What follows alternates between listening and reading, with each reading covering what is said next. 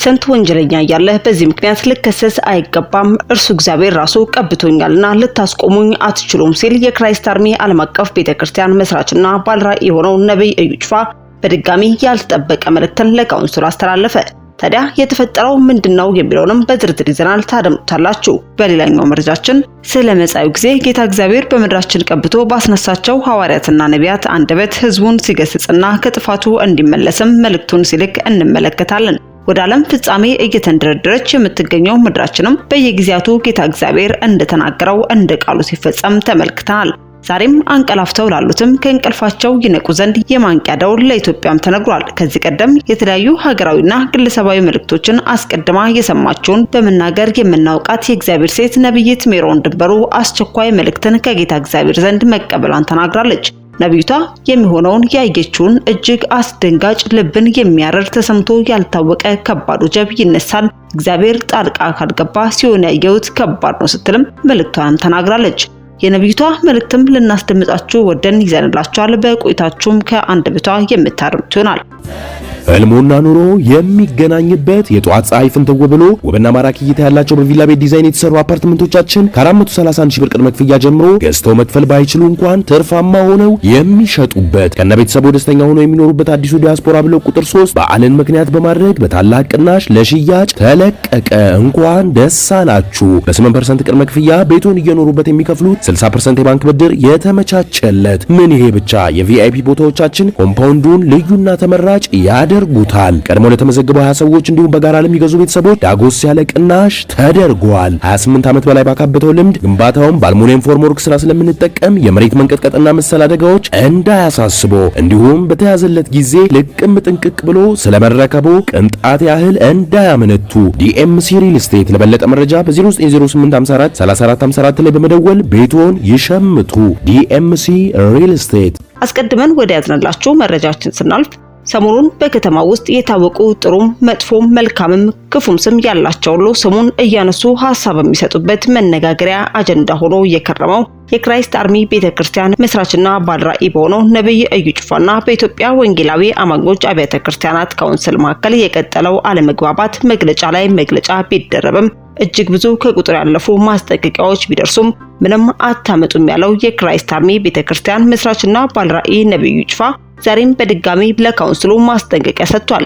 ደንብ አስከባሪ ወንጌል ሰባኪ ሊያጠፋ አይችልም፣ ምልክት አያስፈልግም፣ የሚል ሰው ራሱ አያስፈልግም፣ ኢየሱስ ያልዘጋውን አንተ ልትዘጋው አትችልም በማለትም ያልተጠበቀ ምላሽን የሰጠ ሲሆን መልእክቱን ከአንደበቱ አድምጠን እንመለስ። ምልክቱ ወደ ተከሰተበት ሰው ሁሉ ወደ እነ ጴጥሮስ ጎረፈ። ያለ ሰው መንቀሳቀስ የማይችል ይህ ሰው ተራመደ። እርስ በርስ መጠያየቅ ጀመሩ። በዚህ ሙቭመንት ውስጥ ነው 3000 ሰዎች ጌታ ኢየሱስ ክርስቶስን እንደ ግል አዳኝ አድርጎ የተቀበሉት። አንድ ሽባ ተነስቶ በመራመዱ ምክንያት 3000 ሰዎች ጌታ ኢየሱስ ክርስቶስን ተቀበሉ። ፈውስን የምትቃወሙ ሰዎች አትቃወሙ። በቸርች ውስጥ ምልክቶች ያስፈልጋሉ። ምልክቶች ባሉበት ጌታን የሚቀበሉ ሰዎች ቁጥር ይጨምራል።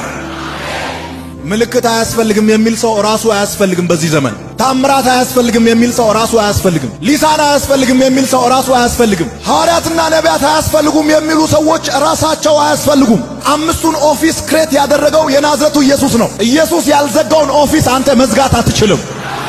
ይሄ ኦፊስ ጌታ ተመልሶ እስከሚመጣበት ቀን ድረስ አክቲቭ ሆኖ ይሰራል። ደንብ አስከባሪ ወንጌል ሰባኪን ሊያጠፋ አይችልም። እኔ አሁን ደንብ አስከባሪ ስለ አንዳንድ ሰዎች ትደነግጣላችሁ። ይሄ መጽሐፍ ቅዱስ ላይ ተጽፏል። ኢየሱስ ወደ ምኩራብ ገብቶ በሚያስተምርበት ጊዜ እየሄዱ የአይሁድ ሃይማኖታዊ ስርዓት እንዴት እንደሚሄድ ደንቡን እንዲያስከብሩ የተመደቡ ሰዎች መጽሐፍ ቅዱስ ላይ አይሰብኩም፣ አይፈውሱም፣ አይተነብዩም። እየዞሩ ግን ደንብ ያስከብራል። አንተ የስብከት ርዕስ ለመጻፍ ነው ማስታወሻ ይዘህ የምትመጣው። እነሱ ያንተን ስህተት ለመጻፍ ነው ማስታወሻ ይዘው የሚመጡት። ስንት መከሰስ ያለበት ጉዳይ እያለ ሰውን ፈውሳል ተብሎ ሰው ይከሰሳል። ታዲያ ደንብ አስከባሪ ወንጌልን ሊያጠፋ አይችልም፣ ምልክት አያስፈልግም የሚል ራሱ አያስፈልግም በማለትም በድጋሚ ነገሩን በመቀስቀስ ንቀት አዘል ምላሾችንና የማስጠንቀቂያ መግለጫን ያስተላለፈ ሲሆን በዚህ ጉዳይ ላይ ካውንስሉ እስካሁን ምላሽ አለመስጠቱን ተመልክተናል።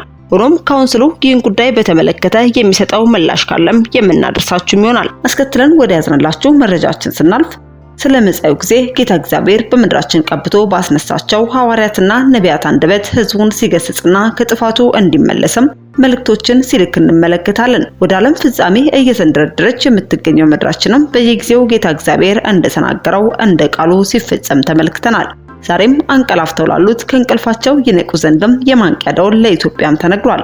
ከዚህ ቀደም የተለያዩ ሀገራዊና ግለሰባዊ መልእክቶችን አስቀድማ የሰማችውን በመናገር የምናውቃት የእግዚአብሔር ሴት ነብይት ሜሮን ድንበሩ አስቸኳይ መልእክትን ከጌታ እግዚአብሔር መቀበሏን ተናግራለች።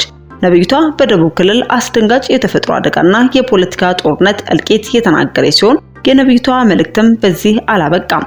እንደ አዲስ ሀገራችንና በአውሮፓውያኑ ላይ የሚሆነውን ያየችውን እጅግ አስደንጋጭና ልብን የሚያረዱ ተሰምቶ ያልታወቀ ከባድ ወጀብ ይነሳል፣ እግዚአብሔር ጣልቃ ካልገባ ሲሆን ያየሁት ከባድ ነው በማለትም መልእክቷን ያጋራች ሲሆን በመልእክቷ አክላም አንደኛ በደቡብ ኢትዮጵያ ክልል ላይ ከባድ የሆነ የተፈጥሮ አደጋ ሲከሰት ተመልክቻለሁ።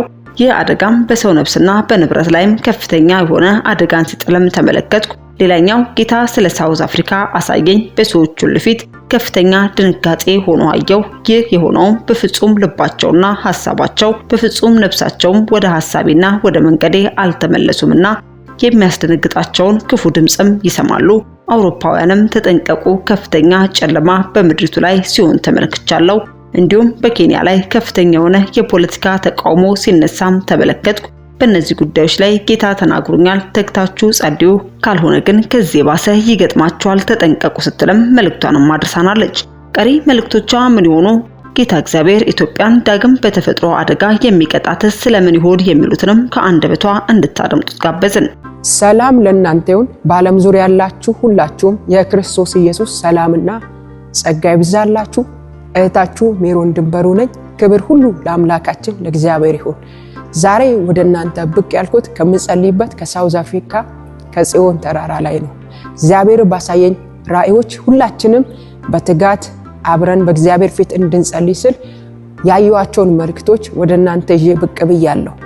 በመጀመሪያ እግዚአብሔር አምላክ ያሳየኝ ራእይ በደቡብ ኢትዮጵያ ክልል ላይ በሰው ነፍስና በሰው ንብረት ላይ አደጋ ሊያደርስ ያለ ከፍተኛ የተፈጥሮ አደጋ አሳየኝ። በዚህ ራእይ ላይ ሁላችንም አጥብቀን እንድንጸልይ በደቡብ ኢትዮጵያ ክልል በዛ ያላችሁ ሁላችሁ ይህንን መልእክት ከሰማችሁበት ጊዜ አንስቶ አጥብቃችሁ እንድጸልዩ ሌሎቻችንም እንድንጸልይ ስል ጥሪዬን አቀርባለሁ። ሁለተኛ የዛሬ 15 ቀን ሐሙስ ሌሊት ለአርብ ማንጊያ የጌታ መንፈስ ስለ ሳውዝ አፍሪካ አንድ ራእይ አሳየኝ። በሰዎች ሁሉ ፊት ላይ ከፍተኛ ድንጋጤ ሆኖ አየሁ። ያንን ራእይ ካየሁ በኋላ እየጸለይኩ ጌታ ሆይ ምንድነው ስል በፍጹም ልባቸው፣ በፍጹም ሐሳባቸው፣ በፍጹም ነፍሳቸው ወደ ሐሳቤ ወደ መንገዴ አልተመለሱምና የሚያስደነግጣቸውን ክፉ ድምጽ ይሰማሉ። ስለዚህ በፊቴ እንደገና እንዲሆኑ እኔን እንዲሹ ወደኔ እንዲመለሱ ተናገሪ አለኝ ጌታ። ስለዚህ በሳውዝ አፍሪካ ያላችሁ ወዳጆቼ ቅዱሳኖች ሁላችሁ ይህንን መልእክት እየሰማችሁ ያላችሁ የአባቴ ልጆች እግዚአብሔር እንደገና ፊቱን እንድንፈልግ እንደገና ወደፊቱ እንድንመለስ ጥሪ እያቀረበ ነው። ስለዚህ ሁላችንም እንደገና በጸሎት እግዚአብሔርን እንድንሻው ወደ እግዚአብሔር ሐሳብ ወደ መንገዱ ወደ ሐሳቡ እንድንመለስ እግዚአብሔር በሰጠን በዚህ ጊዜ መልሰን እግዚአብሔርን ፊት እንድንፈልግ በእግዚአብሔር ፊት ጥሪ አቀርብላችኋለሁ። ሶስተኛ ያየሁት ራእይ ስለ አውሮፓ ነው። ስለ አውሮፓ ጌታ ያሳየኝ ራእይ ከፍተኛ ጨለማ በምድሪቱ ላይ ሲሆን አየሁ። ከዛ ብዙ ሰዎች ራሳቸውንም ሰዎችንም ለማዳን ሲሯሯጡ አየሁ። ነገር ግን ራሳቸውንም ሰዎችንም ለማዳን ሲያቀታቸው ምድሪቱ በከፍተኛ ሁኔታ ስትናወጥ አየሁ። ጌታም እንደዚህ የሚል ድምጽ አሰማኝ፣ ታመልጡ ዘንድ ትሻገሩ ዘንድ ንቁ፣ ተዘጋጁ፣ ጸልዩ በያቸው አለኝ። ሶስት ነገር ነው ያለኝ። ንቁ፣ ተዘጋጁ፣ ጸልዩ የሚል ድምጽ አሰማኝ ስለ አውሮፓ። ስለዚህ በአውሮፓ ያላችሁ ቅዱሳኖች ሁላችሁም ይሄንን መልእክት ሰምታችሁ እንድትነቁ፣ እንድትዘጋጁ፣ እንድትጸልዩ ጌታ ይናገረኛል። ከጨለማው ሐሳብ ታመልጡ ዘንድ በእግዚአብሔር ፊት እንድትነቁ፣ እንድትዘጋጁ፣ እንድትጸልዩ ጥሪ አቀርባለሁ። ሌላኛው አራተኛው ያየሁት ራእይ ስለ ኬንያ ነው። ኬንያ ላይ ከፍተኛ የሆነ የፖለቲካ ተቃውሞ ሲነሳ አየሁ። እንደገና በዚህ እየጸለይኩ እያለ ምድሪቱ ላይ ጎርፍ አየሁ። ከዛም ቀጥሎ ከፍተኛ ንፋስ አየሁ። ስለዚህ በኬንያ ያላችሁ ይህንን መልእክት የምትሰሙም እንድትጸልዩ፣ እንድትዘጋጁ፣ እግዚአብሔር ጣልቃ እንዲገባ እንድትጸልዩ ጥሪ አቀርባለሁ። ሁልጊዜም እግዚአብሔር መልእክቶችን ሲሰጠኝ፣ ራእዮችን ሲያሳየኝ አንድ ነገር አምናለሁ። ሁላችንም እንድንጸልይ፣ ጠላት ያቀደው እቅድ እንዲፈርስ እንድንጸልይ፣ እንድንቃትት፣ ደግሞ ሊመጣ ካለው ነገር እግዚአብሔር ሰውሮ እንዲያሻገረን በፊቱ እንድንሆን እያመለከተን ያለው። ስለዚህ ይህንን መልእክት የምትሰሙ በዓለም ዙሪያ ያላችሁ ሁላችሁ ከዚህ ቀደም እንደምታደርጉት እግዚአብሔር በሚናገረኝ መልእክት ተክታችሁ እንደምትጸልዩት አሁንም በትጋትና በንቃት እንድትጸልዩ በጌታ ፍቅር አሳስባችኋለሁ። ይህንን መልእክትም እኔ በእግዚአብሔር ፊት እየጸለይኩባቸው ቀናቶች በዚህ ተራራ ላይ ነበርኩ። አሁንም የተወሰነ ቀናት እጸልያለሁ። ግን ሁላችንም ደግሞ በያለንበት በአንድነት እንድንጸልይ ነው ወደዚህ ሚዲያ መጥቼ የተናገርኩት። ስለዚህ ወገኖች ጸሎት ኃይል አለው። ጸሎት አዋጅን ይገለብጣል። ጸሎት የጠላትን ክፉ ምክር ያፈርሳል። ጸሎት ቤታችንን፣ ህይወታችንን ከመከራና ከጥፋት ይሸሽጋል። ስለዚህ በመጸለይ እንሸሸግ። እግዚአብሔር ይባርካችሁ። ተባረኩ፣ በርቱ፣ ጸልዩ። እግዚአብሔር መልካምን ያደርጋል፣ መልካም ይሆናል። ሊመጣ ካለው ነገር ሁሉ ለማምለጥ በእግዚአብሔር ፊት መጸለይ። ጌታ ኢየሱስ ክርስቶስ የተባረከው። ጌታ መልካም ነው። በሁሉ አቅጣጫ ጌታ መልካም ነው። ስለ ሀገራችን ኢትዮጵያ እንጸልይ።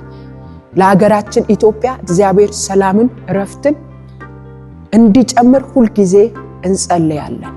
ጌታ የተባረከው። ደግሞ ባለፈው ጊዜ አንድ ጥሪ በዚህ ሚዲያ ላይ አቅርቤ ነበር። ከ300 እናቶች ጋር ከመላው ኢትዮጵያ ከተወጣጡ ከ300 እናቶች ጋር ስለ ሀገራችን ኢትዮጵያ እንድንጸልይ እግዚአብሔር ምሪት እንደሰጠኝ ነግሬያችሁና ጥሪ አቅርቤ ነበር። በእርግጥም እግዚአብሔር ረድቶን እንደተናገረው ጌታ መልካምን አድርጓል። የመጀመሪያው ዙር ከመላው ኢትዮጵያ ከተወጣጡ እናቶች ጋር ከ100 እናቶች ጋር አብረን ባለፉት ጊዜያት ጸልየናል። እግዚአብሔርም ጸሎታችንን ሰምቷል። ሌሊትና ቀን በነበረን የጸሎት ፕሮግራም ጌታ መልካምን አድርጓል። ጸሎት ብቻ አይደለም፣ በአደባባይ ላይ ወጥተን ታላቁን ጌታችንን የምንጠብቀው ሙሽራችንን በአደባባይ ላይ ሰብከናል። የአደባባይም የጸሎት ጊዜ ነበረን። በሁሉ ጌታ ረድቶናል። የጸለያችሁልን በገንዘባችሁ ያንን ራእይ ደግፋችሁ ጌታ በነገር ሁሉ ይባርካችሁ። የመጀመሪያው ዙር ጸሎት 100 እናቶችን ነው ጠርተን ያከናወነው። ሁለተኛው ዙር ደግሞ ከፊታችን ሰኔ ወር ላይ ይከናወናል ማለት ነው። ሁለተኛው ዙር 100 እናቶች ሰኔ ላይ ይገባሉ። ከነርሱም ጋር ደግሞ ስለ ሀገራችን ኢትዮጵያ አሁንም እንጸልያለን። በሚናገረን መልእክት ሁሉ በእግዚአብሔር ፊት እንጸልያለን። እንግዲህ ከ300 እናቶች ጋር በአንድነት በአንድ ጊዜ ለመጸለይ ካለው ሁኔታ ከቦታ ጥበት አንግል ስላልተመቸን በ3 ዙር አድርገነዋል። የመጀመሪያው ዙር በድል ጨርሰናል። ሁለተኛው ዙር ደግሞ ሰኔ ላይ 100 እናቶች ይገባሉ። እንቀበላቸዋለን። አብረን በእግዚአብሔር ፊት ከነሱ ጋር እግዚአብሔር በሚሰጠን መልእክት ስለ ምድራችን እንጸልያለን። እግዚአብሔር በሚገልጥልን መልእክት ስለ ዓለማችንም እንጸልያለን። ስለዚህ ሁለተኛውም ዙር ላይ እግዚአብሔር እንዲረዳን በሁሉ አቅጣጫ እንዲደግፈን በጸሎት ከጎናችን ሁኑ። ሌሎቻችሁ ደግሞ ብዙ እገዛ ያስፈልጋልና ይህንን ራእይ ደግሞ እግዚአብሔር በሰጣችሁ ገንዘብ መደገፍ፣ ማገልገል። ምናልባት ጸሎቱ ላይ ተገኝታችሁ መጸለይ ባትችሉ እግዚአብሔር በሰጣችሁ ነገር ይህንን ጸሎት ፕሮግራሙ በመልካም ሁኔታ እንዲካሄድ በገንዘባችሁ መደገፍ፣ አብራችሁ መቆም፣ ማገልገል ትችላላችሁ። ስለዚህ ይህንን ጥሪ ከሰማችሁበት ጊዜ አንስቶ አብራችሁን እንድትቆሙ እግዚአብሔር ከሰጣችሁ ነገር አብራችሁን ቆማችሁ እንድታገለግሉ በጌታ ፍቅር ጥሪ አቀርባለሁ። እወዳችኋለሁ። ጸጋ ከእናንተ ጋር ይሁን። ሁለተኛው ዙር የእናቶች አገር አቀፍ ጸሎት በገንዘባችሁ አብራችሁ ማገልገል መደገፍ የምትፈልጉ ስክሪኑ ላይ በምታገኙት አካውንት ነምበር መሰረት ገቢ ማድረግ ትችላላችሁ። አብራችሁን መቆም ትችላላችሁ። ሌሎቻችሁ ደግሞ ጸልዩልን። የምንጸልየው ለምድር ነው። የምንጸልየው እግዚአብሔር በሚሰጠን መልእክት ለዓለም ነው። ስለዚህ እግዚአብሔርን በነገር ሁሉ እንዲረዳን እንዲያገዘን የናንተ ጸሎት የናንተ አብሮነት ያስፈልገናል። አብራችሁን ቁሙ። ጌታ ይባርካችሁ። እጅግ በጣም ወዳችኋለሁ። ጸጋ ከናንተ ጋር ይሁን። እግዚአብሔር መልካም ነው። መልካምን እያደረገ ይቀጥላል።